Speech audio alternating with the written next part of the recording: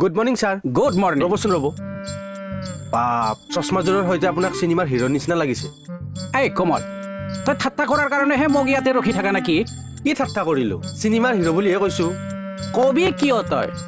মই যে ভিলেন বুলি কোৱা নাই, চিনেমাৰ হিৰ' বুলিহে কৈছো। থেংক ইউ এটা দিব লাগে মোক। বাট ননচেন্স। ভিলেন বুলি নকবি তই, গ'ল কাটি দিম।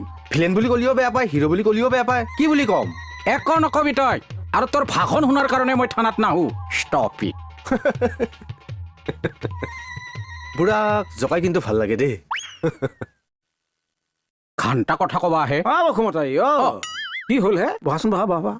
আচ্ছা ৰ'বা, এই ৰাতিপুৱাই পুৱাই ইমান ধুনীয়া ধুনীয়া শব্দৰ বৰষুণ দিছা যে কিয়?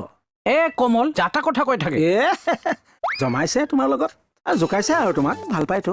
কি মই গাভৰু ছোৱালী জকাবা? ধেৎ তেৰি, গাভৰু ছোৱালীকহে জোকাই নেকি? আচ্ছা ৰ'বা, তুমি ডেকা কালত কেইজনী গাভৰু ছোৱালীক জোকাইছিলাহে? ডেকাকাল মানে এতিয়া মই বুঢ়া হলো। নকব দেই দাদা, মই আপোনাক নিজৰ দাদা বুলি ভাবো। এইবিলাক শব্দ একদম নকবি, কৈ দিছো মই।